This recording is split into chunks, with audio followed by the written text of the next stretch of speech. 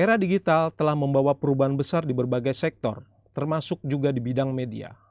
Transformasi ini tentunya memberikan banyak peluang dan tentu saja tantangan yang harus dihadapi.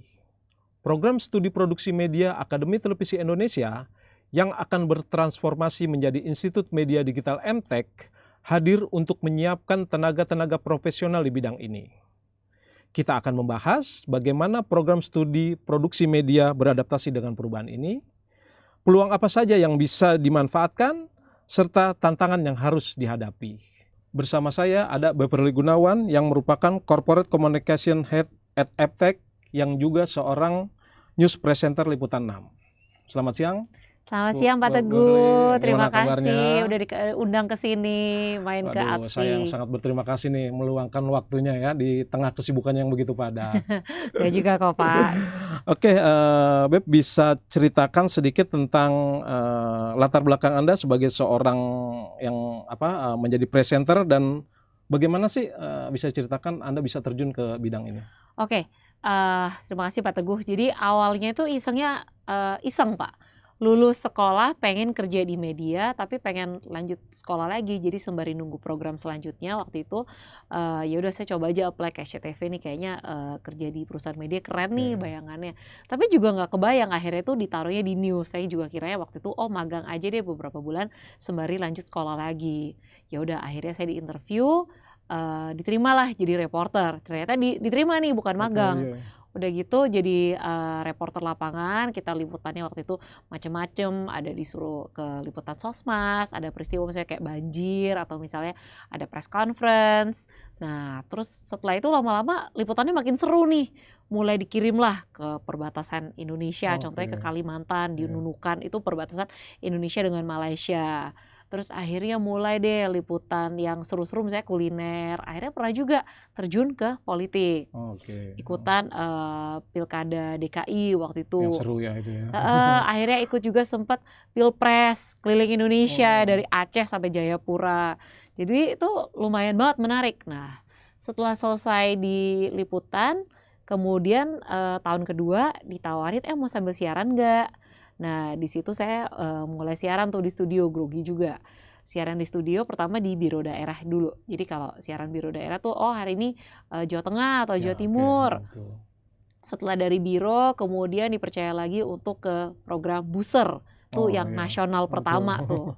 Setelah dari Buser kemudian ke Liputan 6 Malam cukup lama, kemudian sempat di Liputan 6 Pagi SCTV dan akhirnya di Liputan 6 Siang. Terus setelah udah selesai jadi reporter, sempat juga nih ngerangkep jadi produser. Jadi kita ngedit berita, kita menentukan rundownnya, mau liputannya apa aja yang dimasukin, item-itemnya, udah selesai ngedit, kasih ke editor, dubbing, kemudian baru deh dandan siap-siap, terus baru siaran gitu. Multi talent ya. Ya itu jadi multitasking lah kira-kira. Paginya bahkan rapat redaksi dulu nih, kita rapatin ini kira-kira ada berita apa yang bagus.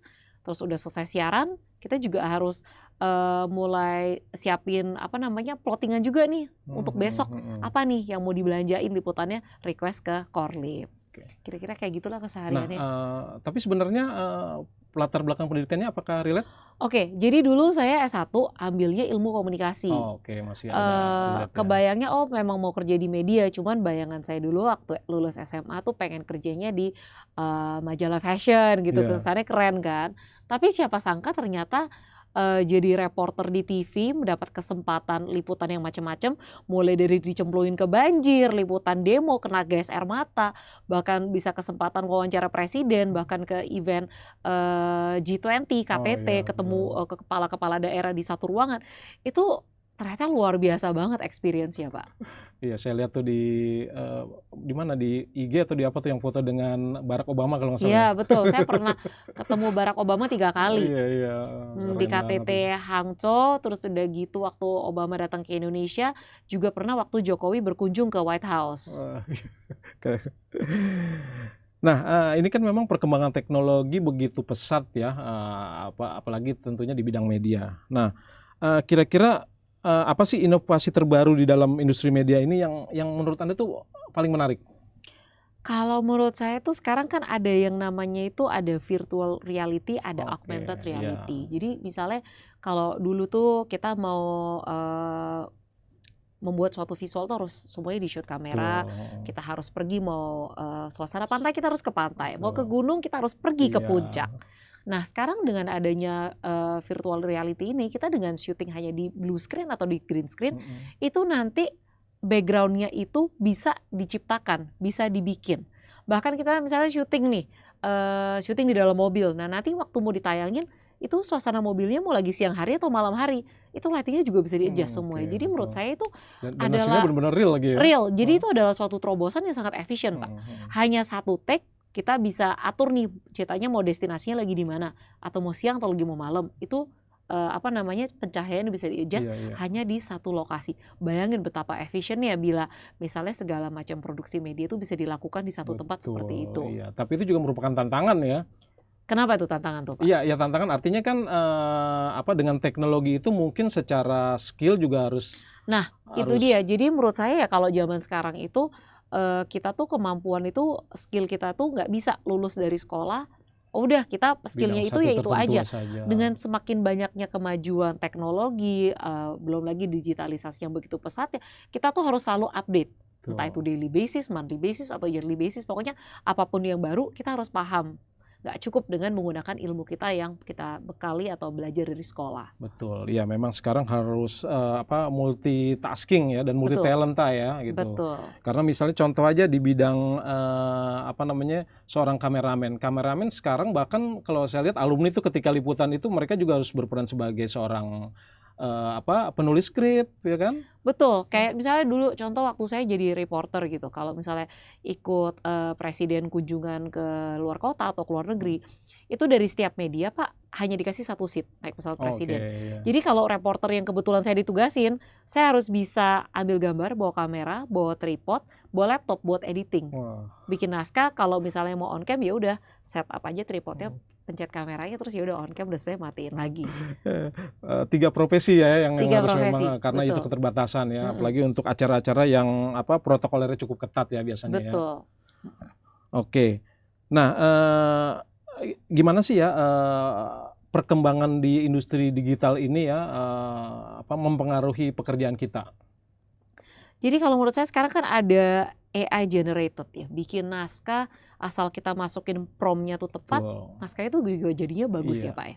Tapi menurut saya kalau kita bicara soal media atau jurnalistik, itu yang tidak bisa dipengaruhi itu adalah misalnya menembus narasumber. Nggak mungkin kan menembus narasumber, betul. melobi narasumber untuk mendapatkan angle yang kita mau, mendapatkan waktu beliau untuk diwawancara, itu menggunakan AI. Itu harus digunakan, itu tetap harus Komunikasi kita menggunakan ya, bagaimana kita komunikasi, ya human berkomunikasi, relation ya. seperti itu.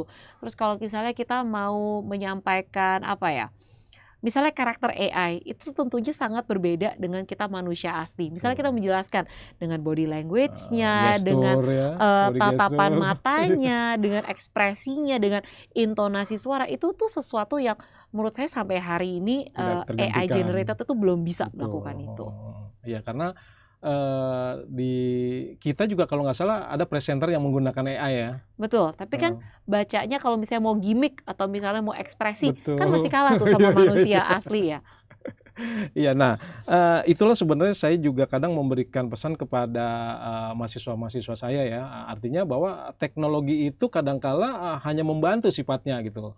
Tapi ada sebagian sebagian juga yang akhirnya memanfaatkan teknologi itu untuk, apa ya, mereka tuh malas gitu, menggantikan gitu kan, seperti seperti halnya tadi misalnya ChatGPT ya kan, orang dengan mudahnya membuat ini tapi hanya kopas, padahal itu hanya sebagai alat bantu kan gitu ya. Tapi sebenarnya ya Pak ya, yang saya perhatikan kalau pakai ChatGPT, kalau kita masukin prompt-nya nggak sesuai dan nggak detail, itu hasil Hasilnya yang di-generate betul, pun juga akhirnya tidak hanya sesuai di yang kita surface inginkan, doang. iya iya. Dan nggak detail Pak, nggak in-depth Betul hasilnya. betul. Jadi pakai ChatGPT itu menurut saya juga harus ada skill-nya. Betul itu. Hmm, Apa namanya, saya juga terus terang orang yang kadang kala memang sering ya menggunakan, ChatGPT ya untuk sangat berbagai membantu menurut saya, why betul, not?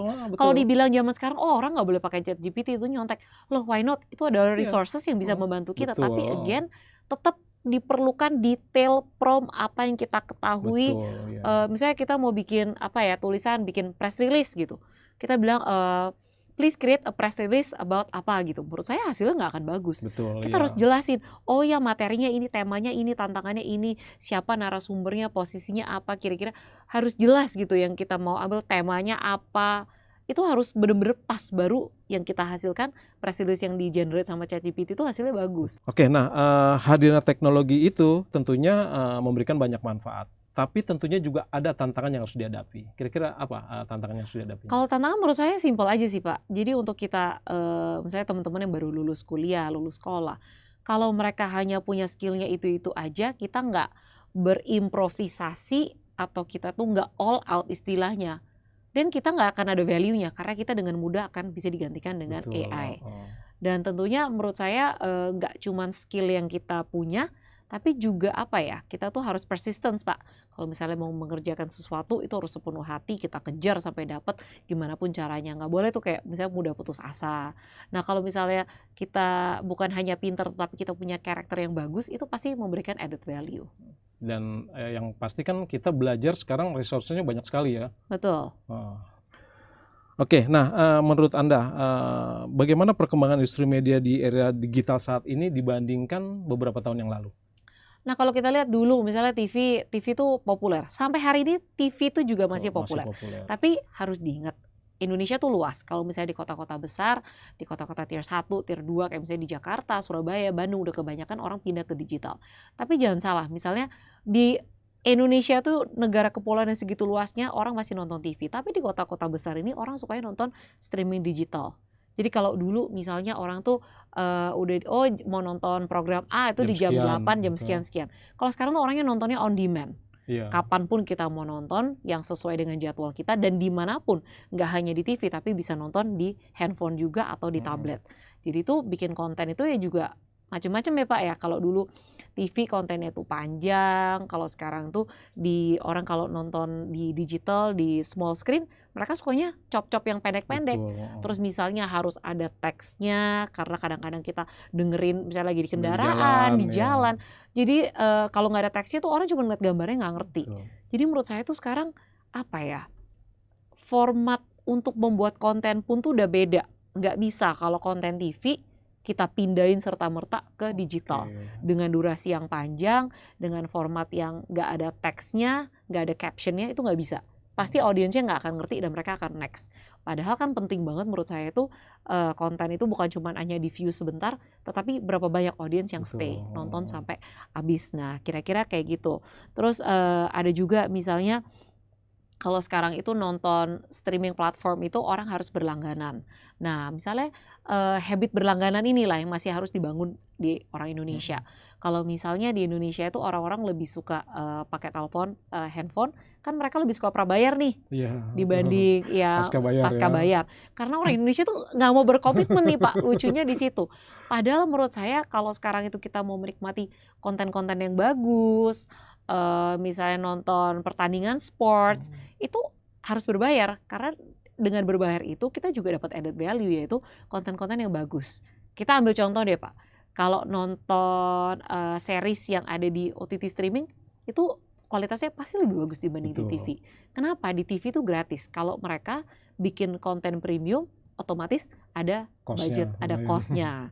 Terus kira-kira kayak gitu. Terus apalagi ya, kalau misalnya orang tuh dulu nonton TV, pasif aja TV-nya diputar, kita sambil masak atau sambil sibuk di rumah. Sekarang tuh kita tuh aktif, jadi kita cari, kita mau konten apa. Kita nggak suka, kita scroll, next. Jadi ya overall sih kalau menurut saya, sekarang itu perbedaannya adalah orang itu benar-benar memilih konten yang dia mau dan pilihannya tuh banyak. Jadi saat kita bikin konten, kalau konten kita nggak cocok dengan audiensnya, mereka akan next aja gitu. Artinya ketika kita membuat konten tuh bukan hanya konten yang biasa-biasa saja ya? Iya, harus yang gimana caranya bisa meng-capture audience yang kita mau dan audiens yang besar itu gimana caranya. Bahkan saya pernah ngeliat di TikTok tuh, nggak tahu itu apakah memang dikemas secara memang sengaja. Jadi di liputan6.com kalau nggak salah itu formatnya tuh memang benar-benar udah format TikTok, dan yang apa namanya tuh generation ya, generation atau apa gitu.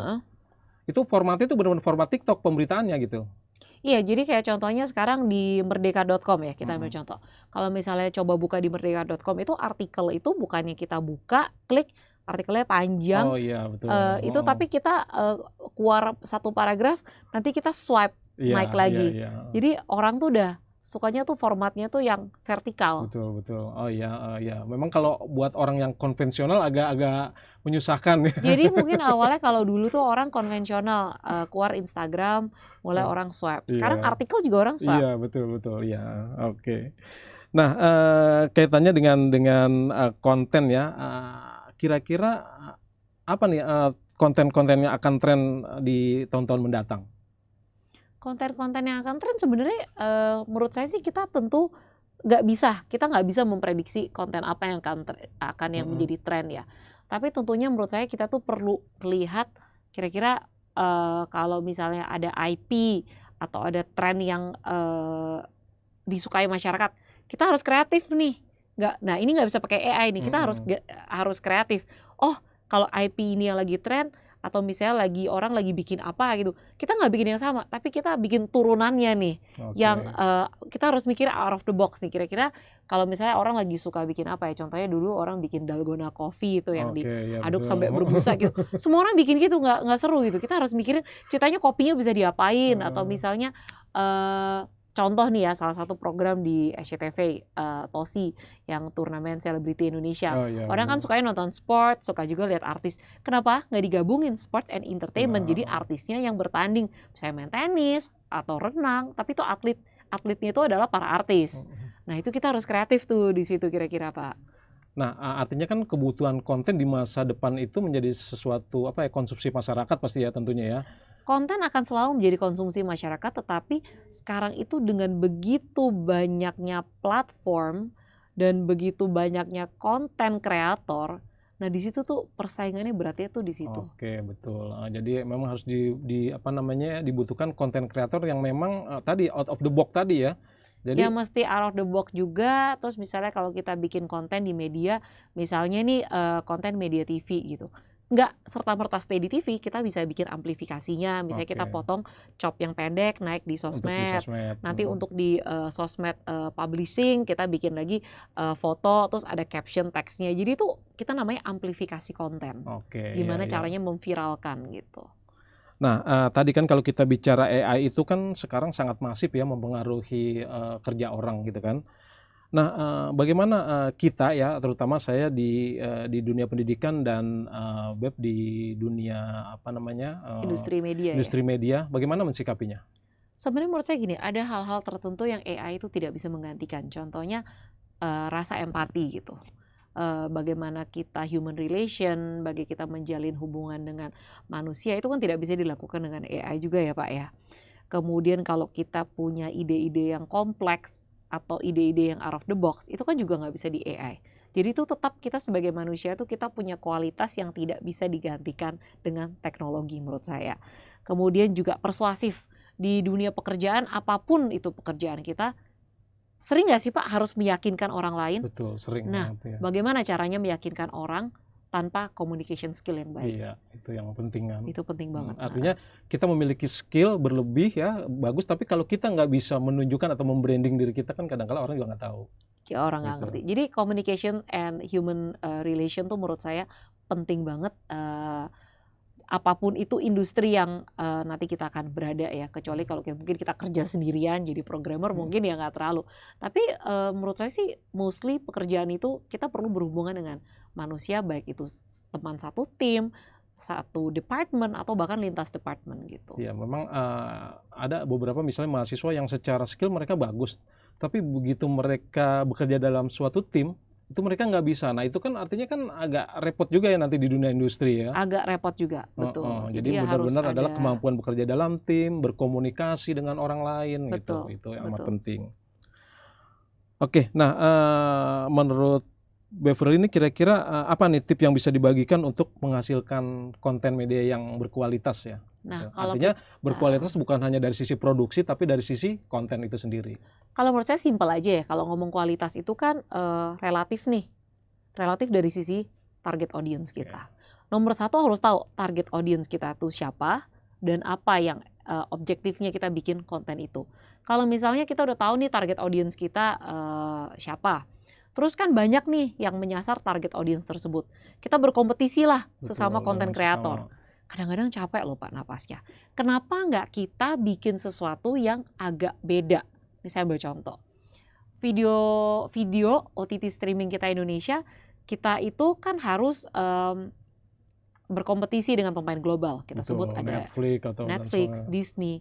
Tapi di Indonesia tuh video bisa loh jadi nomor 1. Tahu nggak Pak kunci rahasianya apa? Apa tuh? Kalau bicara soal kekuatan finansial, Netflix, Disney lebih kuat. Tapi video bisa unggul di Indonesia. Karena video fokus kita adalah menyasar market orang Indonesia. Dengan konten Indonesia. Kenapa konten lokal? Karena dari survei ternyata orang Indonesia tuh paling suka nonton konten Indonesia ketimbang konten Korea sekalipun. Nah, disitulah kejeliannya video untuk melihat, oh di sini nih sesuatu yang kalau misalnya Netflix sama Disney invest besar-besaran di konten Indonesia kayaknya nggak make sense since target audience mereka mostly adalah internasional. Nah, jadi di sini kita harus jeli nih ngelihat apa nih bisa kita kerjakan beda supaya kita nggak kompetisi babak belur sendiri gitu. Betul. Harus ada sesuatu yang berbeda lah ya. Nah, program studi produksi media ini kan adalah jenjang sarjana terapan atau yang dikenal dengan D4 ya. Nah, bagaimana BPRI sebagai seorang praktisi di industri media melihat hadirnya program studi ini? Kalau tadi saya ngelihat penjelasannya ya, program studi ini menurut saya menarik ya. Ini ya sesuatu yang juga saya nggak sempat belajar waktu saya kuliah dulu. Kalau di program D4 ini ya mahasiswa kalau saya lihat tuh bisa langsung produksi media, ambil gambar, bikin konten. Kayaknya tuh bener-bener praktek semuanya. Jadi ya menurut saya ini bagusnya kenapa? Karena kita bisa diajarin bikin konten yang langsung nih, yang appealing, bagus dan bisa bersaing. Kenapa? Karena saya bilang gini, di saat kita masuk dunia pekerjaan industri media atau konten, ujung-ujungnya adalah industri. Nah, kalau konten kita nggak menarik dimonetisasi pun angkanya akan kecil. Tapi kalau kita bisa bikin konten yang menarik, bisa bersaing dan disukai audiens banyak, tentunya kan dimonetisasi juga angkanya akan bagus dan berarti bisnis kita sukses. Kira-kira kayak gitu. Ya, karena memang kalau kita bicara produksi media itu dia belajar dari hulu sampai hilir ya. Kalau bisa dikatakan misalnya ketika kita memproduksi sebuah konten itu kan ada yang 3 tahapan ya. Praproduksi, produksi, sampai pasca produksi. Nah itu dia. Di sanalah produksi media hadir tuh. Jadi istilahnya dari dia membuat naskah, manajemen produksi, memproduksinya, pasca mengeditnya juga semua diajarkan. Nah makanya karena di sekolah di D4 ini udah diajarin menurut saya, jadi nanti pas kita masuk ke dunia kerja kita tinggal mikir kreatif side-nya. Teknisnya kita nggak usah pikirin. Bayangin kalau kita lulus sekolah, terus karena di sekolah diajarin kebanyakan teorinya, saat kita keluar kerja kita harus mikirin teknisnya, belajar gimana ya cara ngedit. Nah tapi ini udah nih udah semuanya luar kepala, tinggal mikirin sisi kreatifnya. Nah kira-kira apa nih peluang yang bisa dimanfaatkan oleh alumni-alumni dari program studi produksi media ini? Kalau menurut saya sekarang itu gini, Presence TV itu masih merupakan platform media yang paling dominan. Tapi digitalisasi begitu pesat. Jadi di sini tuh menurut saya harus bisa melihat peluangnya bagaimana bisa disinergikan antara media konvensional dengan media digital. Itu gimana caranya?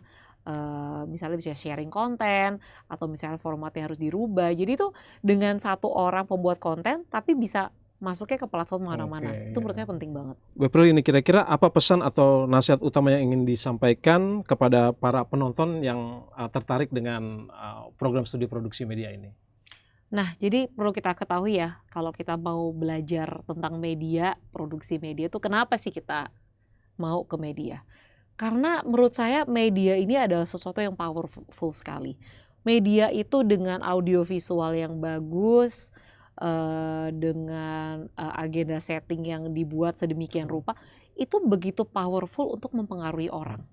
Bukan hanya keseharian, tetapi juga misalnya secara budaya dan lain-lain. Jadi menurut saya itu media itu bukan hanya tontonan entertainment semata, tetapi ya itu bisa membawa dampak positif atau dampak negatif kepada suatu komunitas, masyarakat, atau bahkan suatu negara. Jadi segitu powerfulnya media.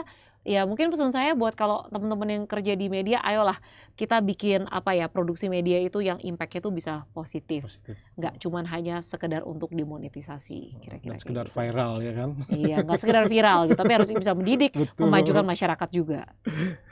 Nah, terakhir mungkin nih, kira-kira apa nasihat utama bagi khususnya adalah bagi mahasiswa yang sekarang belajar di produksi media agar mereka nantinya bisa sukses di industri media?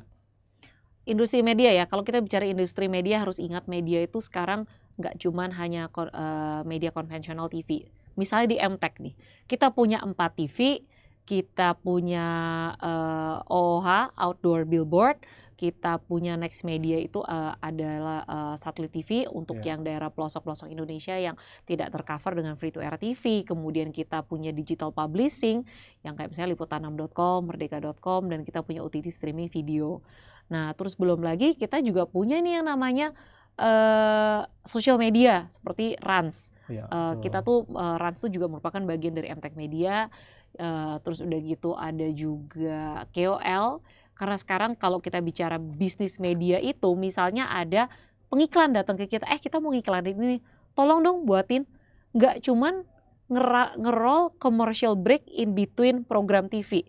Tetapi kita harus mikirin contohnya anniversary sebuah brand, itu kita bisa buatin konsernya, artisnya siapa yang relate, kemudian untuk woro-woro ke acara konser ini di sosial media, itu kira-kira KOL-nya siapa. Kemudian setelah selesai konsernya juga kita harus amplifikasi, baik itu ke digital publishing berupa artikel ataupun di sosmed, ada artikel. Jadi benar-benar itu media itu harus dipelajarin dari hulu ke hilir ya. Kayak gitu sih kira-kira. Jadi disitulah ya, mudah-mudahan para lulusan dari program studi produksi media ini bisa mengambil peluang-peluang tersebut. Betul, harus jeli juga nih. Betul. Oke, terima kasih Beverly.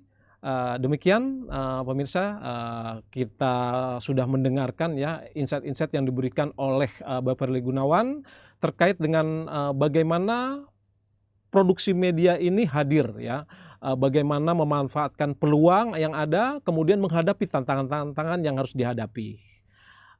Jangan lupa nanti juga saksikan di tanggal 30 dan 31 Juli 2024 MTech Education and Career Festival 2024 yang diselenggarakan oleh MTech Group bekerja sama dengan Career.com yang diadakan secara hybrid atau secara offline dan online selama 2 hari.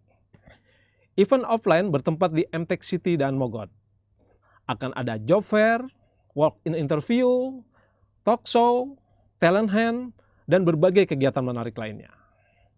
Ditunggu detail informasi selanjutnya di channel podcast ini atau IG ATPI @ATPI_Broadcast_official atau IG @MTechOfficial dan di channel-channel media sosial MTech Group lainnya.